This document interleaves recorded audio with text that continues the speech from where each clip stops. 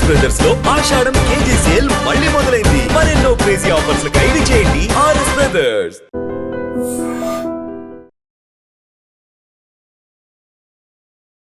Hi hello నమస్తే, welcome back to our channel. నేను మీ వైషు. బేసిక్గా ఓటీటీ ప్లాట్ఫామ్స్లో కొన్ని ప్లాట్ఫామ్స్లో అశ్లీల చిత్రాలు లైక్ ఆల్ట్ బాలాజీ అని, ఉల్లు అని ఇలాంటి యాప్స్ ఈ మధ్య కాలంలో దాంట్లో మరీ అశ్లీలం ఎక్కువైపోయింది అని చెప్పి బ్యాన్ చేశారు. మరి ఇన్స్టాగ్రామ్లో మనం రీల్స్ చూస్తుంటే ఎంత గలీజ్గా మాటలతో కానీ బట్టలతో కానీ ఇంకా అశ్లీలమైన చిత్రాలు ఇన్స్టాలో కూడా కనిపిస్తున్నాయి కదా. మరి ఇన్స్టాగ్రామ్ ఎందుకు బ్యాన్ చేయలేదు? లేకపోతే ఇంకా మన నెట్ఫ్లిక్స్ లాంటి ప్లాట్ఫామ్స్ ఇంకా చాలా ఉన్నాయి, మరి వాటిలో కూడా వస్తున్నాయి కదా, అవి ఎందుకు బ్యాన్ చేయలేదు? ఇలా అశ్లీలం ఎందుకు పెరిగిపోతుంది?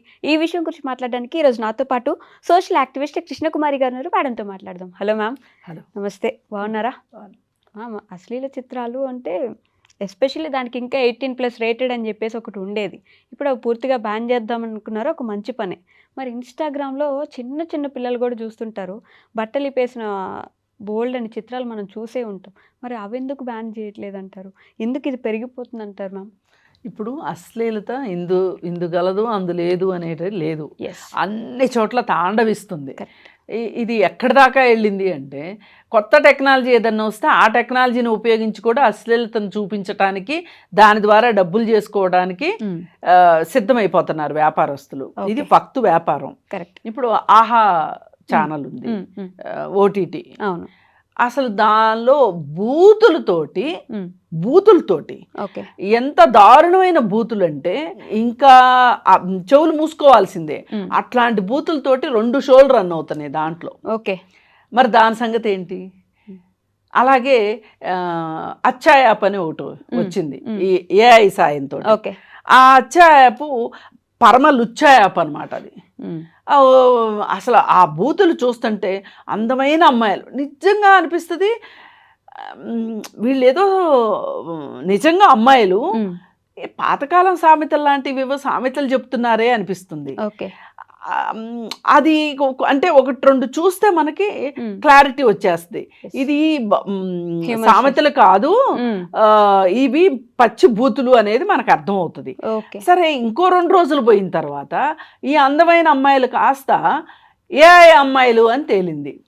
అంటే ఏఐ ద్వారా, అంటే ఇప్పుడు ఒక మనిషిని తీసుకురావాలనుకోండి, ఆ మనిషితోటి మనం ఏదన్నా కంటెంట్ చేపించాలనుకోండి, ఆమెకు డబ్బులు ఇవ్వాలి కదా.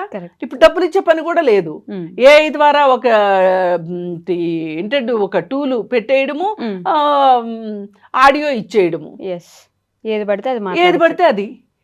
ఇప్పుడు వాళ్ళు కూడా అభ్యంతరం చెప్పలేరు కదా. కొంతమంది అభ్యంతరం చెప్పే వాళ్ళు కూడా ఉండొచ్చు, అదృష్టం కొద్దీ, మన అదృష్టం కొద్దీ. ఇంకా అక్కడ అది కూడా ఉండదు కదా, మిషన్ ఏమి చెప్తుంది అభ్యంతరం. ఈ విధంగా మీరు చెప్పినట్లు ఈ ప్లాట్ఫామ్ లేదు, ఆ ప్లాట్ఫామ్ లేదు, ఓటీటీ ప్లాట్ఫామ్స్ లేదు, ఫోన్స్ లేవు, అన్ని చోట్ల ఈ అశ్లీలత రాజ్యం వెళ్తుంది. నిన్న కాక మొన్న ఒక 11,000 ఛానల్స్ని బ్యాన్ చేశారు. కానీ నా బాధ ఏంటంటే, నేను ఎక్కడైతే అభ్యంతరకరమైనవి వస్తున్నాయి అని అనుకున్నామో మనకి తెలిసి అవేవి అందులో లేవు. అంటే వీటికంటే దారుణమైనవి ఉన్నాయి అన్నమాట. దీన్ని బట్టి మనకు అర్థమయ్యేది. ఏది ఏమైనప్పటికీ మనిషిలో నిద్రాణంగా ఎక్కడో ఒక మారుమూల ఒక ఏమంటాము అశ్లీలత ప్రతి మనిషిలో ఉంటుంది. ఒక బలహీనత అనండి, బలం అనండి, లేకపోతే ఉత్సుకత అనండి, ఏదో ఒకటి ఉంటుంది. దాన్ని వీళ్ళు బయటికి తీస్తున్నారు. బయటికి తీసి ఈ బయటికి తీసే వాటిల్లో జబర్దస్త్ లాంటి షోలు ఉన్నాయి, ఆహా ప్లాట్ఫామ్లో లాంటివి ఉన్నాయి. వాళ్ళకేంటి కావాలి? ప్రేక్షకులు వాళ్ళని అతుక్కుపోయి చూడాలి, తద్వారా వాళ్ళకి డబ్బులు రావాలి. ఇక వాళ్ళ మైండ్లో ఏమి విషతుల్యం అవుతున్నాయి అనేది అనవసరం. ఇప్పుడు మనం ఏం చెప్తున్నాం, కూరగాయల బండి ఇచ్చేటప్పుడు ఎరువులు వేసేస్తున్నారు విపరీతంగా, క్రిమి సంహారక మందులు వాడుతున్నారు. పంటలు పండించేటప్పుడు కూడా విపరీతంగా ఎరువులు వేసి పండిస్తున్నారు. దీనివల్ల మనుషుల ఆరోగ్యం దెబ్బతింటుంది అని మాట్లాడుకుంటున్నాం. ఇదే విధంగా చూసుకుంటే గనక ఇవాళ దానికి సంబంధించి చాలామంది ఆర్గానిక్ వ్యవసాయం అని ఇంకొకటి అని ప్రత్యామ్నాయ పద్ధతుల్ని తీసుకొస్తున్నారు. తీసుకొస్తుంటే ఒక పక్క నుంచి చేంజెస్, లైఫ్లో చేంజెస్ అట్లా జరుగుతూ ఉంటే ఇవన్నీ మనకు మామూలుగా ఫిజికల్గా వచ్చే నష్టాలు. ఏది ఈ సేంద్రీయ వ్యవహారం కాకుండా ఈ పురుగు మందులు, ఈ ఎరువులు, కృత్రిమ ఎరువులు, వీటన్నిటి ద్వారా పండించే పంట వల్ల ఊబకాయాలు రావటాలు, అనారోగ్యాలు రావటాలు, బీపీలు షుగర్లు రావటాలు, గుండె జబ్బులు రావటాలు, అధిక బరువు వల్ల ఇవి కారణాలు అనుకుంటున్నాం. మరి మనము శరీరానికి తిండి ఇస్తున్నాము, ఈ తిండి వల్ల ఈ ఇబ్బందులు వస్తాయని చెప్తున్నాము. మానసికంగా మనం మనసుకు కూడా తిండి పెట్టాలి కదా. ఆ తిండి ఈ విధంగా విషతుల్యం అయ్యి ఉంటే గనక జనరేషన్స్ పరిస్థితి ఏంటి? ఇప్పుడు ఒక తండ్రి తను చూస్తూ ఇట్లాంటివి ఒక కొడుకో కూతురుకో చెప్పగలదా? ఒక తల్లి తను చూస్తూ తన పిల్లలకు చెప్పగలదా? చెప్పలేదుగా. ఇవి ఇప్పుడు హాస్యం మొరట హాస్యం అయిపోయింది, చెత్త హాస్యం అయిపోయింది. పర్వాలేదు, క్రైమ్ పెరిగింది ఒక లెవెల్ వరకు, ఓకే. కానీ హద్దులు మీరిపోయి ఈ విధమైన బూతు, ఒకప్పుడు బూతు పుస్తకాలు ఉంటేనే చాలా చాటుగా విశేషంగా చాటుగా చదువుకోవడము అట్లా ఉండేది. ఇవాళ బూతుని పబ్లిక్గా ఫ్యామిలీ మధ్యలో కూర్చొని చూస్తున్నాం. భయం లేదు. ఫ్యామిలీస్ కలిసి కూర్చొని చూస్తారు కదా, అందరూ చూస్తారు, నేను చూస్తున్నాను. ఇంకా నేను విడిగా సిగ్గుపడాల్సిందేంటి, బాధపడాల్సిందేంటి, తప్పుకుని తిరగాల్సిన అవసరం ఏముంది అంటే అన్నీ నార్మలైజ్ చేసేస్తున్నారు. అసాధారణమైనవన్నీ సాధారణీకరించేసేసి మీరేం చేసినా పర్వాలేదు అన్నట్లు చేస్తున్నారు. ఇది అత్యంత దారుణమైన పరిస్థితి, దరిద్రమైన పరిస్థితి. మేల్కొనకపోతే ఫ్యూచర్ జనరేషన్స్ దెబ్బతింటాయి. ఇంతకు ముందు ఇవాళ రీల్స్ పేరుతోటి, షార్ట్స్ పేరుతోటి భయంకరమైన బూతులు వినిపిస్తున్నారు. ఈ రీల్స్ షార్ట్స్ పిల్లలు చూస్తున్నారు. పిల్లలు బూతులు, ఇప్పుడు తల్లి తండ్రి బూతులు మాట్లాడట్లా. ఒకప్పుడు మా చిన్నప్పుడు ఈ పెద్దవాళ్ళందరూ బూతులు మాట్లాడుతుండేవాళ్ళు. దీనివల్ల పిల్లలు బూతులు నేర్చుకుంటున్నారు అనుకునేవాళ్ళు.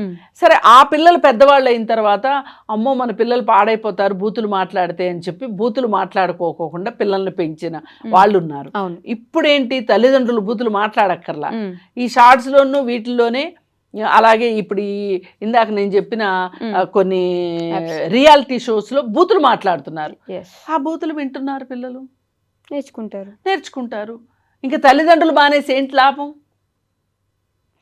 ఇలా ఏ రకంగా చూసినా సరే వాతావరణం ఏమీ బాగలేదు. ఇట్లాంటి విషయాల్లో వీళ్ళు డబ్బే లక్ష్యంగా బెట్టింగ్ యాప్స్ ప్రమోట్ చేస్తారా, లేకపోతే ఈ బూత్ చిత్రాలు పెడతారా?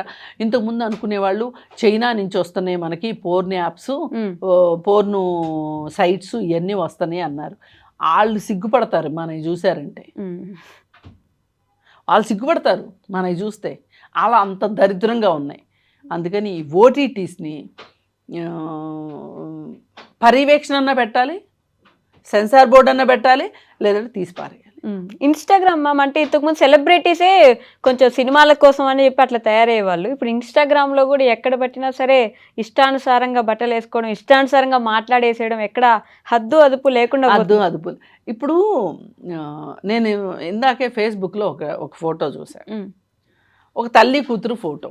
ఓకే, అసలు నాకు మనసు పట్టలే ఆ ఫోటో చూస్తే. తల్లి బాగానే మంచిగానే బట్టలు వేసుకుంది, కూతురు ఏదో బట్టలన్నీ పైకి పెట్టుకొని ఏదో మసాజర్ తోటి మసాజ్ చేసుకుంటున్న ఫోటో. ఓకే, అది తల్లి అప్లోడ్ చేసింది. అప్లోడ్ చేసే ముందు ఒక్క క్షణం నీకు అర్థం కాదా ఒక తల్లిగా? ఇప్పుడు ఎవరో డబ్బుల కోసం ఎక్స్పోజింగ్ చేస్తున్నారు అని మనం వాళ్ళని తిట్టుకుంటున్నాం. అసలు మీరెందుకు మీ సొంత ఫోటోల్ని సోషల్ మీడియాలో మీరు ఎందుకు పెడుతున్నారు? ఇంతకుముందు సినిమా వాళ్ళు పెట్టేవాళ్ళు ఇన్స్టాగ్రామ్లో వాళ్ళ ఫోటోలు, ఇవాళ మామూలు వాళ్ళు సినిమా వాళ్ళని మించి పెడుతున్నారు. ఇదంతా ఒక రకంగా మన మనసుల్లోకి డ్రైనేజీలాగాలో చెత్త పేరుకుపోయినట్లు చెత్త పేరుకుపోతుంది సోషల్ మీడియా పుణ్యమా అంటూ.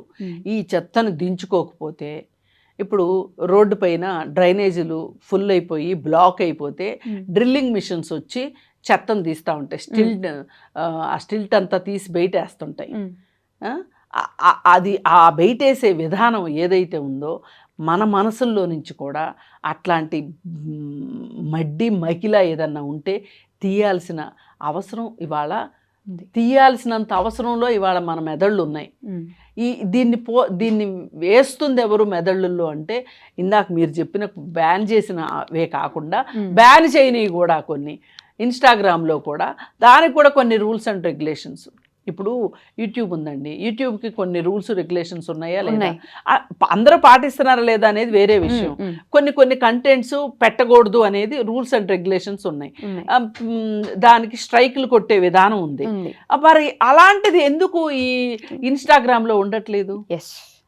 ఇట్లా అలాంటి ఏదైనా ఒక నిబంధన అనేది ఉండాలి.